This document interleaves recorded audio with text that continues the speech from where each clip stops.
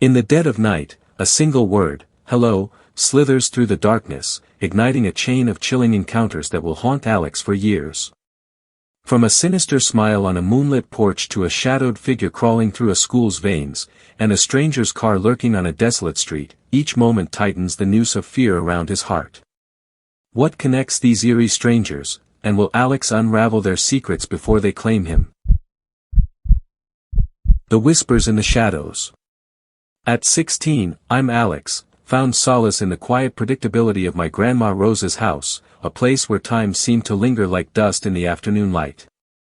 That summer, she'd left for Florida with her church group, their laughter echoing in my mind as I agreed to house-sit for the weekend. Her home, a two-story relic of faded yellow clapboard, sat on a quiet street lined with oaks that whispered secrets in the breeze. Inside, the air carried the faint scent of lavender potpourri and old wood, a comforting blend that reminded me of childhood sleepovers. The guest bedroom, where I'd sleep, held two twin beds with creaky springs, their floral quilts a testament to Grandma's love for all things nostalgic.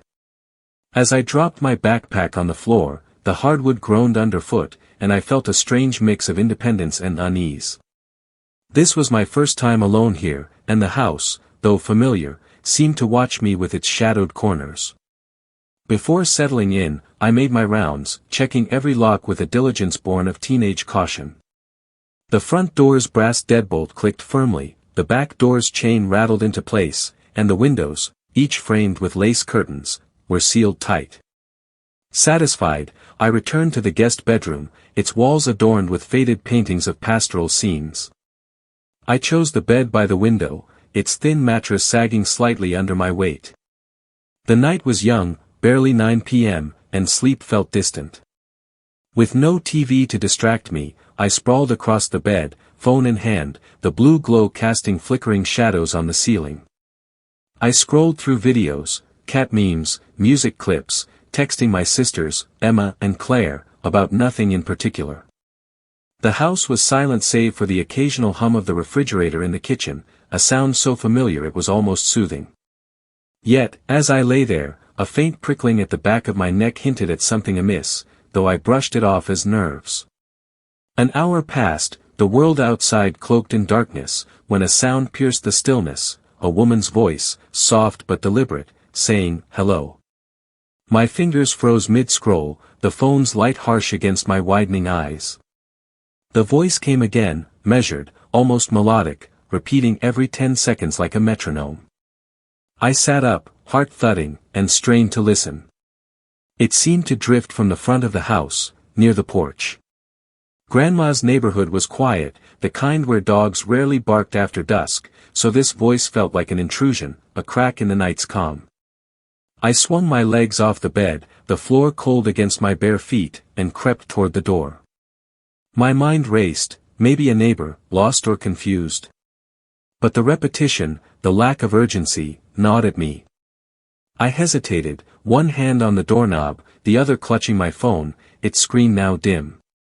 The voice called again, hello, and I felt a chill, not from the air but from something deeper, primal. Leaving the bedroom, I moved through the hallway, its wallpaper peeling at the edges, revealing glimpses of older patterns beneath. The voice grew clearer as I neared the front door, each hello a quiet taunt. I avoided the door itself, its solid oak unyielding but lacking a peephole.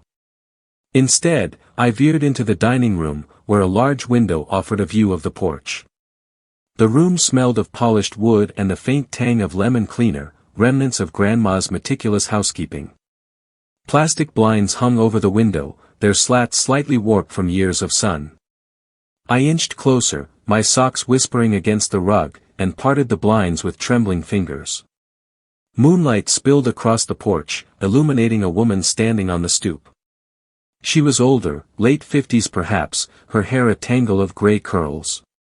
Her face, pale and sharp, bore a smile that stretched too wide, unnatural, like a mask carved from wax. Her eyes locked onto mine, as if she'd known I'd look, and she said, hello, again, the word curling through the glass. I stumbled back, the blinds snapping shut with a clatter. My breath caught, ragged and loud in the silent room. She wasn't the frail, kindly sort I'd imagined. She looked sturdy, her posture rigid, her gaze predatory.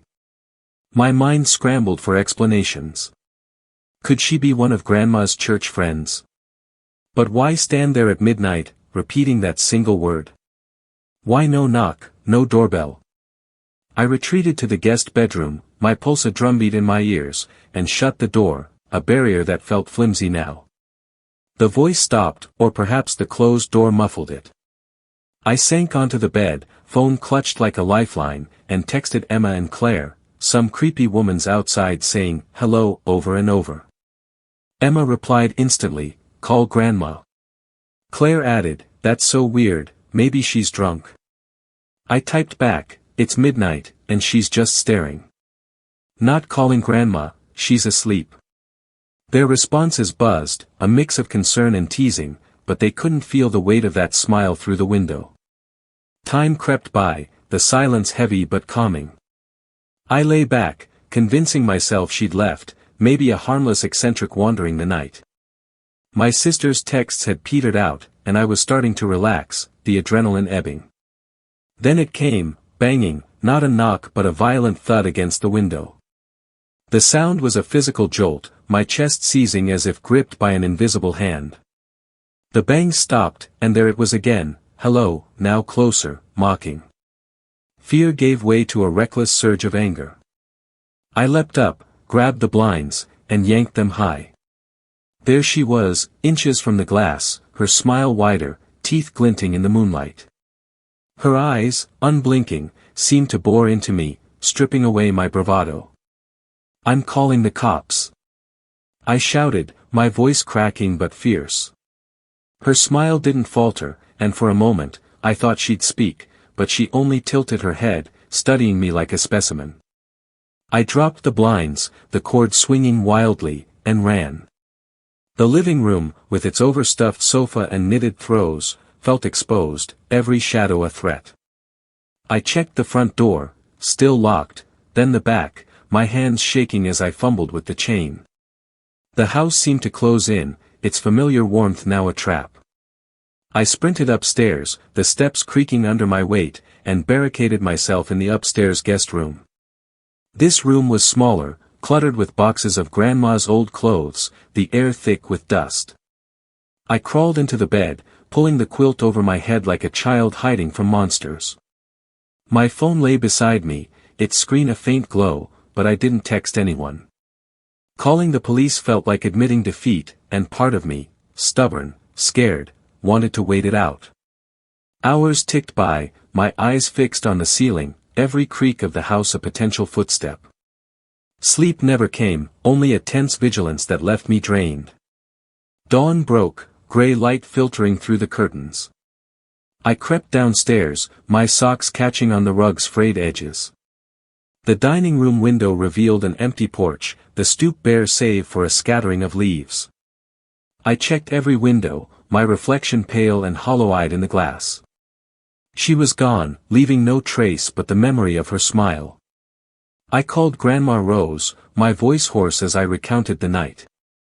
"Alex, oh my God," she gasped, her tone sharp with panic. "A few days ago, at the grocery store, this woman, maybe 10 years younger than me, kept watching me, smiling for no reason." Her words tumbled out, frantic, and I pictured her clutching the phone, her silver hair disheveled. "Grandma, calm down," I said, though my stomach twisted. Maybe it's not related. But her fear was infectious, and as she rambled about the store's fluorescent lights and the woman's eerie grin, I felt a chill. At 75, Grandma's memory wasn't sharp, her stories sometimes muddled, but the raw edge in her voice was undeniable. We hung up, and I sat at the kitchen table, its surface scarred from years of family dinners. The house was quiet again, the lavender scent returning like an old friend. I sipped lukewarm coffee, staring at the window where she'd stood. Was it the same woman from the store? The thought lingered, a splinter in my mind. Grandma's distress, so visceral, made me question my dismissal. I texted Emma and Claire again, their replies a mix of worry and skepticism. "That's so creepy, Alex," and "maybe Grandma's imagining things." I wanted to believe that, to chalk it up to coincidence, but the woman's face, those eyes, that smile, clung to me. The house, once a haven, now felt like a stage for something I couldn't name. I packed my bag, the weekend not yet over, but I couldn't stay another night. As I locked the door behind me, the oaks outside swayed, their whispers louder, and I wondered if she'd return, her hello echoing in the dark. 2 years after that night at Grandma Rose's, I was 18, teetering on the edge of adulthood, my summer days split between the monotony of a part-time janitor job and the restless anticipation of college. The high school where I worked was a sprawling brick fortress, its halls echoing with the ghosts of my teenage years, lockers slammed, laughter faded. By July, the building stood empty, save for the hum of fluorescent lights and the occasional clatter of my mop bucket. My shifts varied, some starting at dawn, others stretching past midnight, depending on how desperately I needed cash for textbooks. The job was easy enough, sweep, scrub, lock up, but it came with a peculiar solitude that both thrilled and unnerved me. As I pushed a broom across the gym's polished floor, the vastness of the space swallowed my footsteps, and I couldn't shake the memory of that woman's voice, her hello, still a faint echo in my mind. That experience had sharpened my senses, made me wary of shadows, and now, alone in this cavernous school, I felt like a sentinel guarding secrets I didn't understand. My supervisor, Ethan, was a grizzled man in his late 40s, his face etched with lines that spoke of long nights and longer regrets.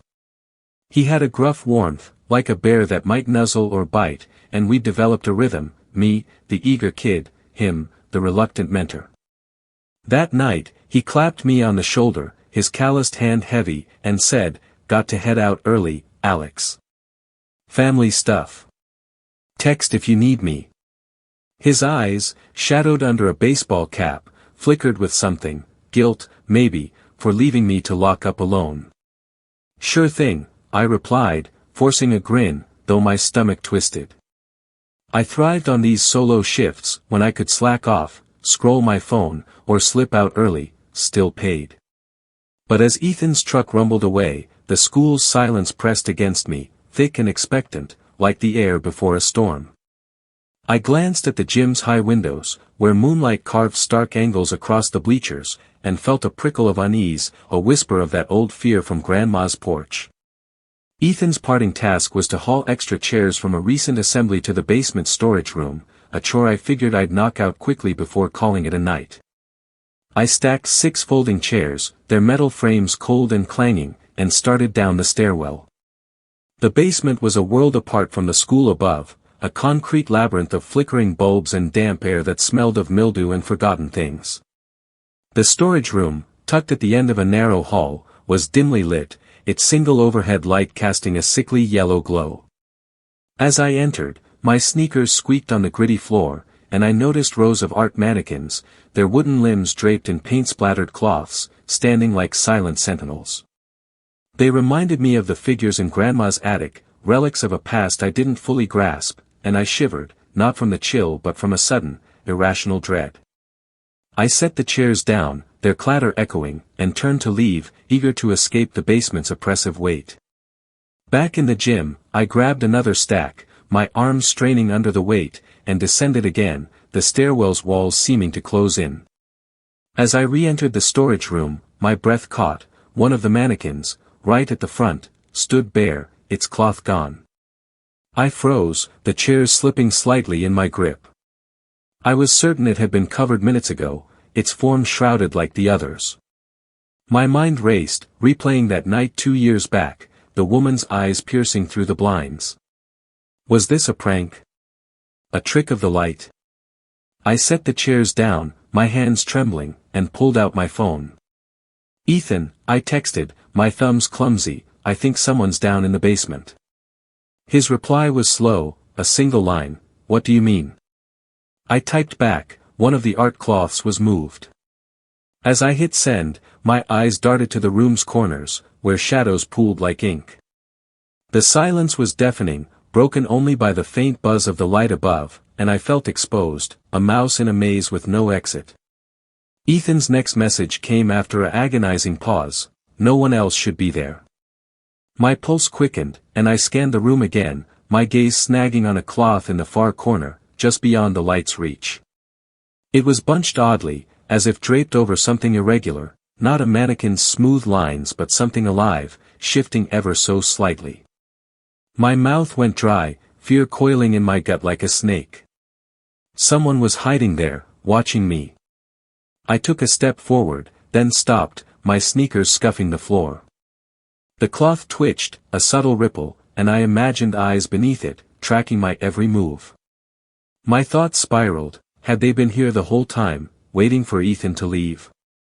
I backed away, the air thick with the scent of dust and my own panic, and bolted up the stairs, slamming the basement door behind me. The lock clicked, a flimsy shield, and I leaned against the wall, chest heaving, the cold concrete grounding me. I texted Ethan again, my fingers shaking, "Someone's hiding under a cloth in the basement." His reply was curt, almost dismissive, "Call the cops." I stared at the screen, frustration flaring. "You just left, come back." I typed, my words sharp with desperation. Ethan's response was a gut punch, "Be a man, Alex. Confront whoever's down there." I laughed, a bitter sound that echoed in the empty hall. Be a man. I was 18, barely out of high school, haunted by a night I'd never fully shaken. Ethan's words stung, exposing a truth I hadn't faced. He saw me as a kid playing at adulthood, not someone he'd trust to handle this. I pictured him at home, feet up, oblivious to the terror clawing at me. Yet his challenge lit a spark of defiance. I gripped the door handle, my knuckles white, and whispered to myself, "Fine. I'll do it." But my bravado was thin, a veneer over the boy who'd hidden under Grandma's quilt. I unlocked the door, the hinges creaking like a warning, and descended, each step heavier than the last. The basement air clung to my skin, damp and sour, and I gripped my phone, its flashlight beam cutting through the gloom. The storage room was unchanged, but the cloth in the corner lay flat, strewn across the floor like a discarded skin. Whoever had been there was gone, or hiding elsewhere. I stood rooted, my beam sweeping the mannequins, their blank faces mocking my fear. Then it came, a loud, metallic thump from above, then another, deliberate and slow. I tilted my head, heart hammering, and saw the air vent's panel buckle, indents forming as something heavy crawled inside. Dust sifted down, catching in the light, and I realized with sickening clarity, they'd moved, slithering through the school's veins to track me. My mind flashed to that woman's smile, her relentless gaze, and I wondered if this was connected, some unseen thread tying my fears together. The thump stopped, the silence worse, like a held breath. Then, bang, bang, sharp, violent strikes against the vent, as if they were trying to break through. I imagined them dropping, a shadowed figure landing in the dim light, and my courage shattered. I ran, my sneakers pounding the concrete, the chairs forgotten. Upstairs, I locked the basement door again, my hands slick with sweat, and raced through the school, past lockers and trophy cases, their glass reflecting my panicked face. I fumbled with the main entrance's keys, the jangle loud in the empty foyer, and stumbled outside. The night air was crisp, scented with cut grass and distant pines, a stark contrast to the basement's staleness. I locked the school behind me, the click final, and drove home, my heart still racing, the road blurring through unshed tears. The next morning, I met Ethan at the school, his truck parked crookedly, as if he'd rushed. His eyes, bloodshot, hinted at a sleepless night, and I wondered what burdens he carried, what family stuff had pulled him away. "So, what happened?" he asked, his voice gruff but curious, leaning against a mop handle. I hesitated, shame warring with honesty. "Thought I saw someone in the basement," I said, my tone flat, but when I checked again, they were gone. I didn't mention the vent, the thumps, the terror that had driven me out. Ethan grunted, his gaze flickering over me, and I sensed his disappointment, or maybe relief that I hadn't pushed further. "Probably nothing," he said, but his jaw tightened, and I wondered if he knew more, if he'd seen things in this school he never shared. It was my last week, and I let it go, the incident sinking into the same murky place as that night at Grandma's, a memory I couldn't quite bury. Sitting in my car later, the engine idling, I stared at the school's brick facade, its windows dark and unyielding. The basement had felt like a trap, a place where my fears, born that night 2 years ago, had taken form. I thought of Ethan, his gruff exterior hiding something softer, or perhaps something broken. Had he faced his own shadows here, locked them away in that basement? The mannequins, the cloth, the vent, they were pieces of a puzzle I couldn't solve, but they'd changed me, sharpened my edges. As I drove away, the school shrinking in my rearview, I felt a quiet resolve. College loomed, a new chapter, but I carried this night with me, a weight that whispered of dangers unseen, waiting in the dark. That fall, at 18, I stepped into Syracuse University's sprawling campus, a freshman carrying the weight of 2 unsettling summers, one at Grandma Rose's, another in the high school's basement. The city's gritty edges, where bars and convenience stores clung to the fringes of academic life, felt like a new frontier, both thrilling and perilous. My first relationship had just crumbled, leaving me raw, my confidence bruised like fruit left too long in the sun. To fill the void, I dove into the world of online dating, downloading Hinge with a mix of curiosity and defiance. The app's interface, sleek and impersonal, promised connections, but I approached it warily, the echoes of a woman's hello in metallic thumps in my mind. As I swiped through profiles under the dim glow of my dorm room's desk lamp, the scent of instant noodles and my roommate's cologne lingering, I felt a flicker of hope. Maybe here, amid the chaos of college, I'd find something real, or at least a distraction. One profile caught my eye, Lily, a blonde with a warm smile, her bio brimming with shared passions, dog-eared novels, late-night movie marathons, a dry sense of humor that matched mine. We messaged for days, our texts a dance of wit and flirtation. Ever cried at a Pixar movie, she asked, and I grinned, typing, up got me, not gonna lie. You. Her reply, same, that montage is brutal, felt like a spark, a thread pulling us closer. She was a Syracuse student too, she said, living off campus, and when I suggested a movie date, her response was swift, love that. Meet me at the corner of Euclid and Westcott at 9 p.m. I'll pick you up. The plan felt effortless, but as I read her words, a faint unease stirred, a residue of past encounters. I pushed it down, chalking it up to nerves, and spent the day in a haze of anticipation, my lectures on calculus and literature blurring into the background. At 8:45 p.m., I stood on the designated corner, a quiet block where streetlights cast pools of amber over cracked sidewalks. The air was crisp, tinged with the earthy scent of fallen leaves and distant cigarette smoke. I wore a navy hoodie and jeans, my phone a warm weight in my pocket, and shared my location with Lily as she'd requested, a precaution that felt routine. The neighborhood was unremarkable, row houses with sagging porches, a stray cat darting across the street, but the stillness unnerved me, reminding me of Grandma's silent porch. I shifted my weight, checking my phone, 8:59 p.m. headlights swept around the corner, and a sedan slowed, its engine a low growl. My pulse quickened, expecting Lily's smile, but the window rolled down to reveal a man, his face weathered, eyes glinting under a knit cap. What are you doing out here alone, kid? He asked, his voice gravelly, with a hint of amusement that set my teeth on edge. I stepped back, my sneakers scuffing the pavement, and forced a neutral tone. Waiting for someone. My mind flashed to the basement, the cloth's subtle shift, and I scanned his car, a nondescript gray, its interior shadowed. He leaned forward, his leather jacket creaking, and said, "You waiting for Lily?" My stomach lurched. "Yeah," I said, cautious, "how'd you know?" His lips curled into a smile, not warm but calculated, like a predator sizing up prey. "I'm her father. Hop in, I'll take you to her." He looked 60, maybe older, his skin creased like old parchment, too aged to be the father of a college freshman. The lie was blatant, and my instincts, honed by past terrors, screamed danger. I straightened, my voice firm despite the tremor in my chest. "Why didn't she tell me you'd be picking me up?"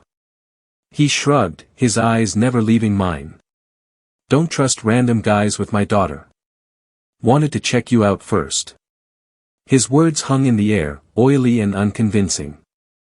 I thought of Ethan's gruff challenge, be a man, and how I'd faltered then, but this was different. I wasn't trapped in a basement, I had choices. Thanks, but I'll wait for her, I said, turning away, my heart pounding like a drum. He called out, hey, hey, his tone sharp, surprised, as if no one had ever refused him. I kept walking, the street stretching before me, the campus a distant glow. His car's engine revved, and I glanced back, relief washing over me as he drove straight, turning left out of sight. My breath steadied, but my hands shook as I texted Lily, some guy just showed up saying he's your dad. What's going on? No reply came, and the silence felt like a warning, a crack in the night's facade. I continued toward campus, the streetlights flickering, casting my shadow in jagged shapes. The air grew colder, biting at my exposed neck, and I zipped my hoodie higher, my thoughts a tangle of doubt and defiance. Had Lily lied? Was she even real? The memory of that woman's smile, the basement's thumps, pressed against me, urging caution. Then I saw it, a gray sedan, parked on the side of the road, its lights off, windows tinted like dark mirrors. My pulse spiked. It was his car, I was sure, waiting like a spider in its web. I forced myself to walk past, my eyes averted, but my phone buzzed, Lily's name, a text, why didn't you get in the car with my dad? My fingers hovered, anger flaring. This wasn't Lily, it was him, playing a game. I ignored the message, quickening my pace, the campus lights closer now, a beacon in the dark. Footsteps echoed behind me, deliberate, crunching on scattered gravel. I froze, my breath shallow, and heard glass shard under a shoe, a sound so distinct it cut through my denial. Someone was following me.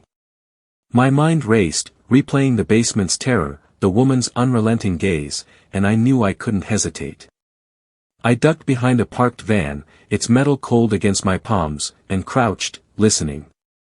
The footsteps paused, then resumed, closer, a shadow moving between cars across the street. Peering out, I saw him, the man, his knit cap low, his posture tense, like a hunter who'd lost his quarry. He shouted, his voice rough, come back, kid, I'll take you to her. The words were a lure, dripping with menace, and I realized my mistake, I hadn't stopped sharing my location with Lily. He was tracking me, my phone a beacon in his twisted game. Fear gave way to clarity, a sharp, cold focus. He was older, slower, 60, maybe more. I could outrun him. I bolted, my sneakers slapping the pavement, the wind whipping my face as I sprinted toward campus. Streetlights blurred, my lungs burning, but I didn't look back. The footsteps faded, his shout swallowed by the night, and I reached the campus's edge, its pathways lined with oak trees and sodium-lit dorms. I slowed, gasping, my hands on my knees, and checked behind me, no one. The van, the car, the man, all gone, or so I hoped. I walked toward my dorm, the air now heavy with the scent of wet grass and distant pizza, but my nerves hummed, alert for any sound. The memory of hiding under Grandma's quilt, of locking the basement door, fueled my resolve, I wouldn't be a victim again. In my dorm room, a cramped space cluttered with textbooks and empty energy drink cans, I locked the door, my roommate out for the night. The silence was oppressive, broken only by the hum of the mini-fridge. I sank onto my bed, the mattress creaking, and checked my phone. A new text from Lily, you're a little piece of shit. Lucky you got away, I'd have strangled your ugly ass. The words hit like a fist, raw and vicious, stripping away any doubt, this was him, his mask off. My hands trembled, not with fear but rage. I screenshot the message, my fingers steady now, and replied, thanks for the threat. It's going to the police. I blocked the number, the act a small rebellion, and saved the conversation, evidence of a danger I couldn't ignore. Alone, with no one to share the weight, I stared at the ceiling, its cracks a map of my fractured thoughts. The next morning, sunlight streamed through my window, glinting off a discarded soda can on my desk. I sat up, my body aching from tension, and replayed the night. The man's face, his calculated smile, haunted me, a new shadow joining the woman's grin and the basement's thumps. I wondered who he was, a predator lurking on apps or something more personal, tied to my past. The thought chilled me, but I pushed it aside. I'd report the texts, I decided, though the police's response felt uncertain, a distant hope. As I dressed, the campus outside buzzed with life, students laughing, bikes whirring, and I felt a quiet strength. Those nights at Grandma's and the high school had scarred me, but they'd also taught me to listen to my instincts, to run when the world turned dark. Leaving my dorm, I stepped into the crisp morning, the air sharp with the promise of autumn. The man's threat lingered, a venom in my veins, but I carried it differently now, not as fear, but as a reminder. I thought of Lily, or whoever hid behind that name, and the man, his motives a mystery I might never unravel. Were they connected to the woman, the basement figure? The question gnawed, but I let it go, focusing on the path ahead. The campus stretched before me, vibrant and alive, and I walked toward my first class, my shadow steady, my heart a little harder, ready for whatever came next.